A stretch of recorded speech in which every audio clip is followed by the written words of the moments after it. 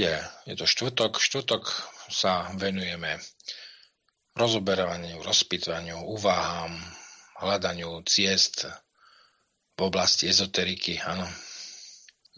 Čo tu budeme dneska robiť? Zaoberáme sa našou ezoterickou praxou. Tam má, povedzme si, 3 položky, tri oblasti má. Áno.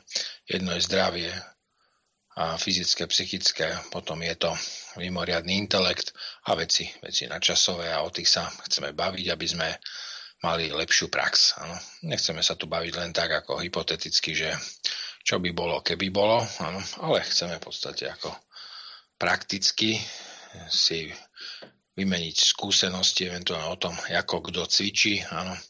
Je výhoda, keď cvičíme v skupine a nie samostatne. To bolo vidieť napríklad na Františkovi Bardoňovi taký príklad. František Bardoň,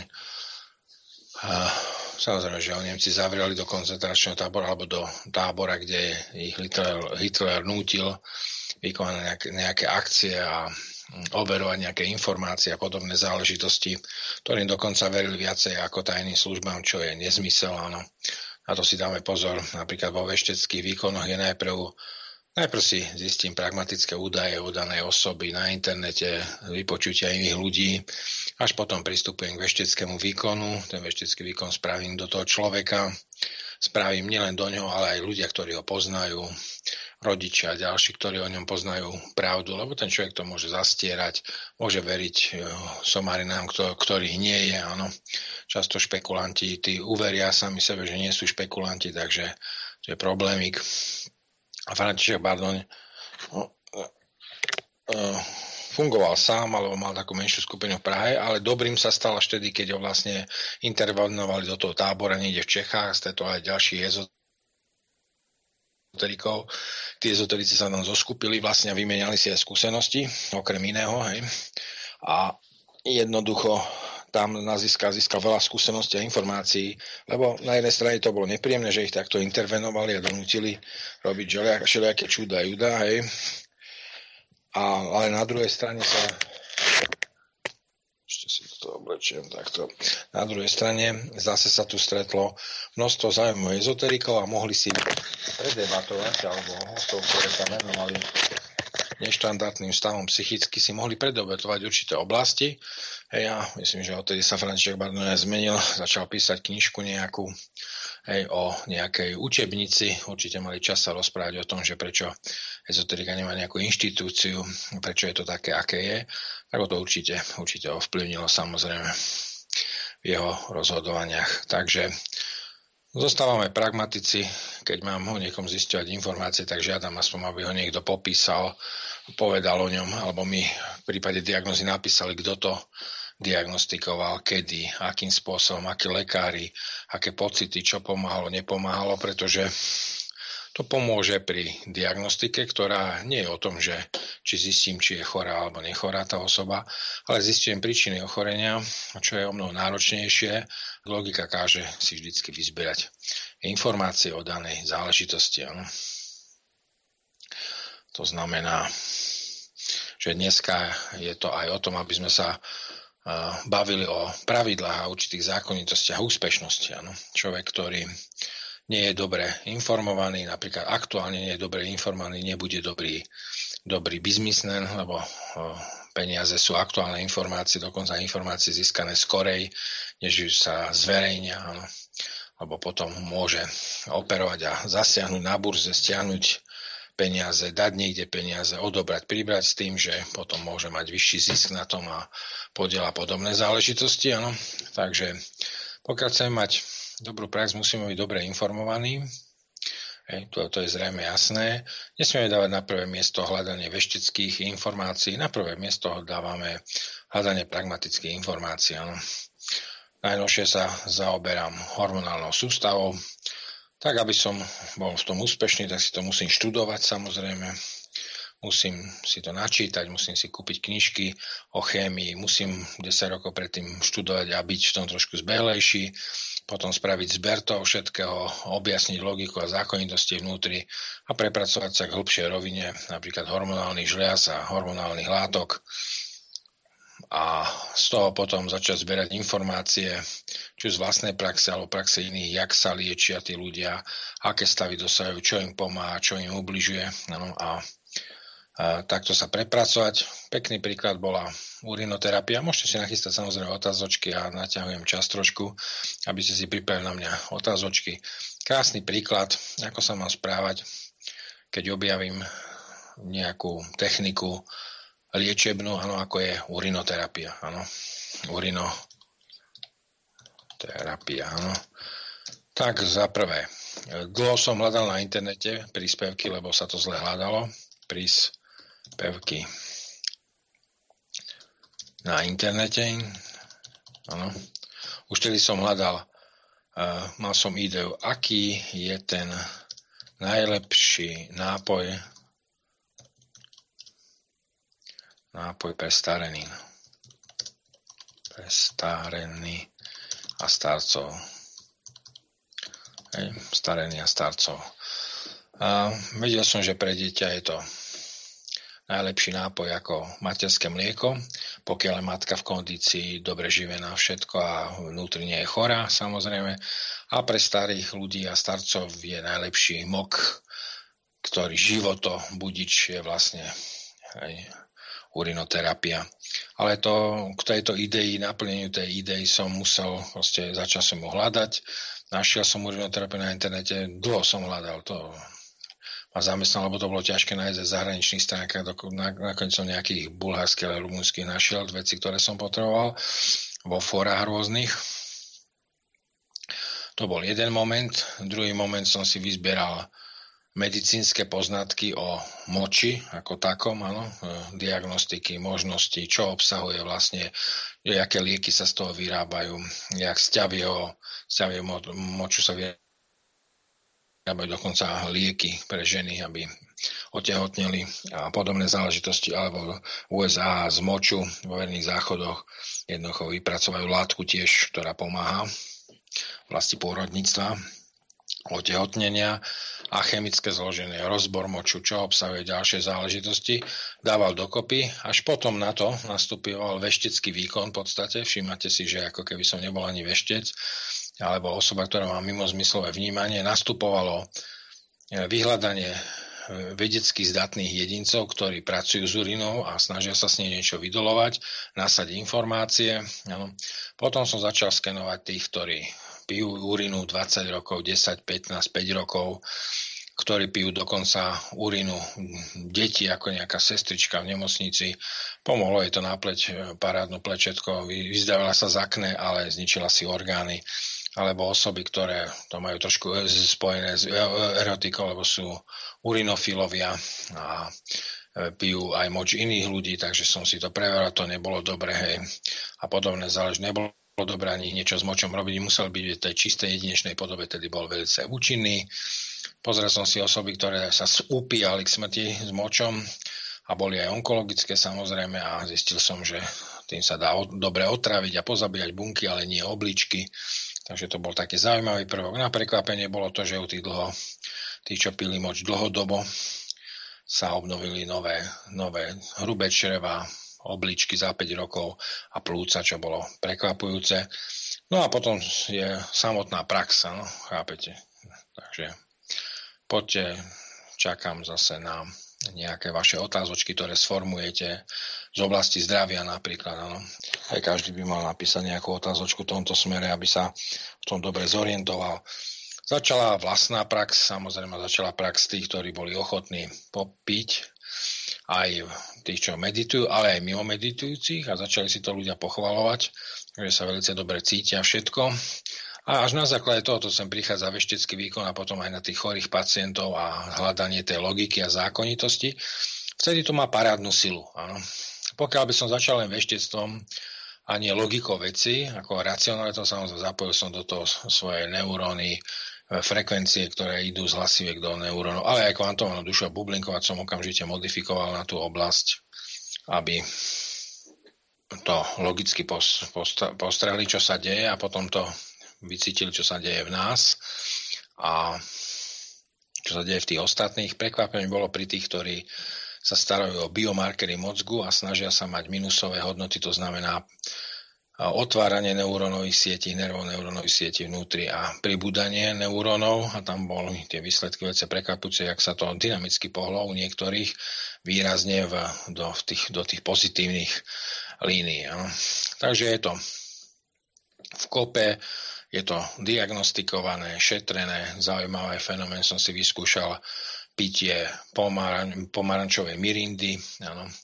Celý mesiac som popíjal pomarančovú mirindu a aj ten džus, teda ten pomarančový džus a pil som urinu, ktorá bola pod týmto vplyvom spravená. Bola zvláštna, bola taká horčinová a veľmi dobre robila telu.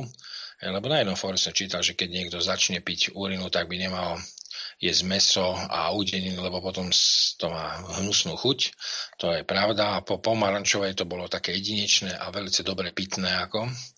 Ale aj účinky tých horčín boli v tom zaujímavé. Takže potom človek hľadá logiku a rozoberá si, začne matematicky do tej urinoterapie prenikať, povie si množina moču a moč delený podľa času do podmnožín, podľa času, podľa množstva, koľko sa má piť. Áno.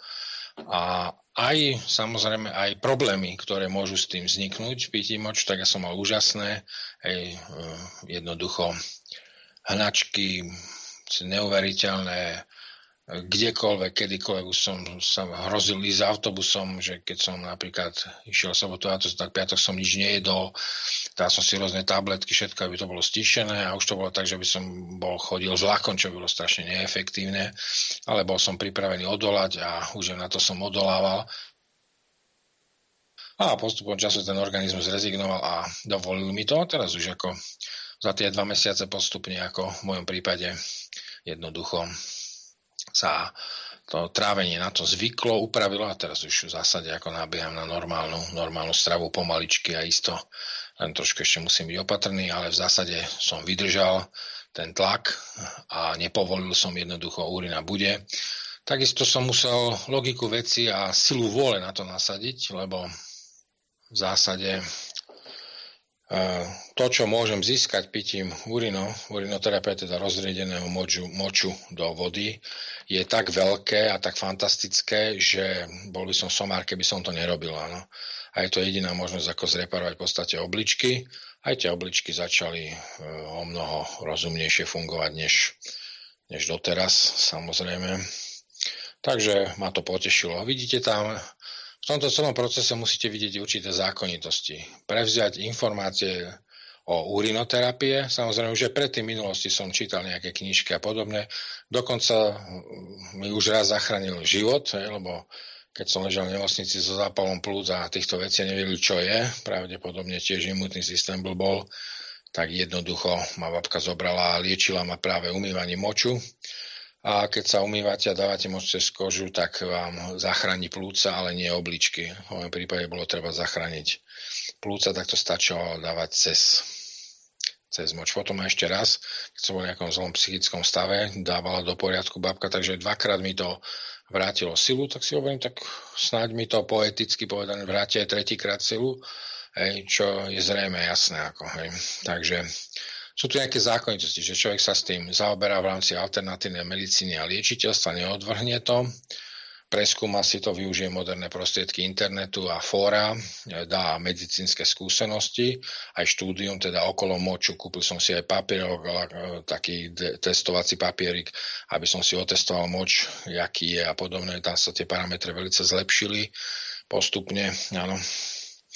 Boli s tým spojené nepríjemnosti, samozrejme to je prirodzené. A tu nastupuje niektorá zložka ľudí, že obava, že získam veľa, ale môžem ma toto poškodiť, hento a tamto také. Toto pri urinoterapii a rozumnosti nie je.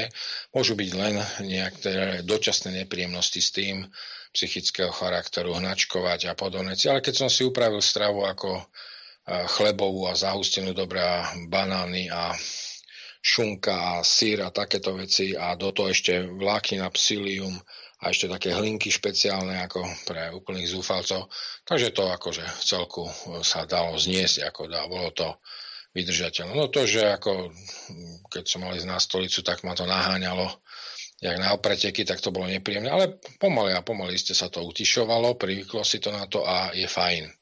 Takže niekto má strach, hej, nemá chuť do novej veci ísť, pretože sa obáva, hej, zrejme, že či ho to nepoškodí a poškodí. Pritom ako urinoterapiu treba piť pár kvapiek do vody na začiatku, jednu kvapku to proste ani necítite, alebo začať do vody a na kožu, hej, necítite vôbec. A potom navyšovať množstva samozrejme postupne. A keď ako to nejde, tak sa zníži, áno, samozrejme množstvo a znovu sa pokúšate v dlhšom horizonte to zvládnuť. Dokonca osoby aj, ktoré, napríklad teraz ma napadá logika veci, že osoby, ktoré napríklad majú tak zdevastovaný systém trávenia svojho, že nepríjmu žiadne vyživovacie doplnky ani lieky, príjmu vlastnú urinu a môžu sa liečiť. Alebo keď im dáte nejaké lieky, oni ich zlikvidujú, takže ich rozpustia do moču, samozrejme, tak ich dostanete naspäť už pekne upravené zvláštnym spôsobom. Áno, môže byť, to znamená niektoré osoby, ktorých psychika už rozvrátila celú chémiu vnútornú a je to veľmi nebezpečné a systém vás chráni na to, aby ste neprijímali žiadne živiny a takéto veci, tak urinoterapia môže byť zaujímavá liečba. Takže, ale snažte sa teraz nájsť tie logiky v tom, že proste ideme k dlhovekosti. Keby sme nepostavili si ideu science fiction dosť, áno, že sa staneme dlhovekými, keby sme nemali ktorý je dlhoveký ako vzor, tak sme nevedeli, že čím by sme sa chceli stať, chceme sa stať dlhovekými. Nemôžeme to robiť tak, jak potom má genetickú poruchu, my ju nemáme. Musíme nájsť prostriedky, ako to robiť, áno, a hľadať tie prostriedky a zhromaždiť ich, aby sme dokázali, že vieme byť dlhovekí, ale v zásade nás k tomuto všetkému ťahá to, že chceme zapisovať o sebe veľa informácií pre kvantovanú dušu, ďalej chceme žiť do svojho vnútra, chcem žiť aj do svojich chemických pochodov vnútorných, samozrejme, to je jasné, áno, pretože viem, že osoby po smrti v kvantovanej duši strašne rýchlo strácajú svoje spomienky o sebe samých, lebo sa moc ani nevenovali o to, čo vnútri beží, že sú tam nejaké orgány, bunky, bielkoviny, aminokyselné prvky, že sú tam nejaké chemické látky, hormonálne látky, že sú tam nejaké bielkoviny, aminokyseliny, že sú tam spomienky, informácie, že je to nejaký systém, áno, takže ten záujem ísť do svojho vnútra je veľký a všetko, čo študujem aj urinoterapie, použijem do vnútorného systému a zároveň je to pre dlhovekosť. Zároveň som sa oboznámil vlastne s vlastným močom a mám aj chemický rozbor ústach vlastného moču, samozrejme, čo nie je tiež na zahodenie ako ukladanie informácie o sebe do kvantovanej duši. To sú vaše spomienky na neurónoch, ktoré keď budú neuróny slabšie, tak sa budú uvoľňovať, lebo to je materiál 10 na minus 20 a svet častíc je 10 na minus 10, vedecký svet častíc, alebo teda elektrónov, protónov, neutrónov, pozitrónov, alebo týchto, ale my operujeme ešte na jemnejších časticiach, 10 na minus 20, teda nie my, ale naše neuróny a mikrotubulky a v nich špecifické magnetické štruktúry, feritové štruktúry jedinečného charakteru. Je to zložité, ale motivačné je to, že ja chcem kvantovú dušu a do tej chcem uložiť čo najviac vedomých informácií o mojom vnútri a tam patrí samozrejme aj chémia a chcem sa poznať ako chemická bytosť, že vlastne, jak je to komplikované a zložité chápať, že kde čo vzniká, akým sa spôsobom sa ovplyvňuje a ako to funguje. Samozrejme, prinesie to aj ďalšie efekty, to, že budem aspoň ten najnutnejší základ tej biochemie vedieť, rozumieť, vedieť, kde sa v tele robí a môžem ju do určitej miery ovplyvňovať, pretože na začiatku starnutia je zablokovanie tvorby týchto látok a nie zlikvidovanie tvorby. Jedine po chemoterapii môžete niečo zdevastovať, zdecimovať alebo po nevhodnej liečbe, ale ľudské telo na starobu zatvára určité systémy a vy neviete, aké zatvára, čo všetko zatvára a týmto sa naučíte, že zatvára aj tvorbu chemických látok, destabilizuje ju, pretože taký je genetický kód. Takže vidíte, že do problematiky uriny sa dá vstúpiť rôznymi smermi. Áno, hej. Je tam limita, čo je urinoterapia, čo už nie je urinoterapia, alebo optimalizácia nasadenia urinoterapii, to znamená urina nie dieťaťa inej osoby vlastný, niekto si to skladoval celý deň a potom to pil, to je nezmysel, to musíte hneď piť čo najčastejšie, áno, proste, lebo sú tam také látky, ktoré fungujú len pár minút, napríklad, áno, enzymatické látky, ktoré keď príde vzduch, tak sa zdevastujú a znehodnotia. Hej. Takže je to množstvo vstupov, množstvo výstupov, výsledkom je optimalizácia, ktorá prináša prospech kvantovanej duše a mojich záujmov. Celá urinoterapia nie je antagonisticky, teda nepriateľsky a nezlučiteľne stavaná voči kvantovanej duši, pretože tu hrá rozhodujúcu rolu kvantovaná duša a všetko sa jej musí a malo by sa podriaďovať. Takže to bol taký vstup a úvaha nad tým, že jak veci fungujú. No a takisto by bolo treba, aby človek chápal tie zákonitosti pod tým. Uvedomte si, že pod týmto, čo som rozprával, sú praktické zákonitosti, ako postupovať a tie treba dodržiavať. Áno. Aby sa z dobrej veci nestala zlá vec. Samozrejme, do urinoterapie sa vrátime znovu a znovu a budeme ju chápať ľahšie, budem mať ju za sebou osobnú prax, budem poznať prax iných, aj takých, čo nemeditujú a v zásade ako môžem byť potom ešte lepší v nasadení týchto prostriedkov.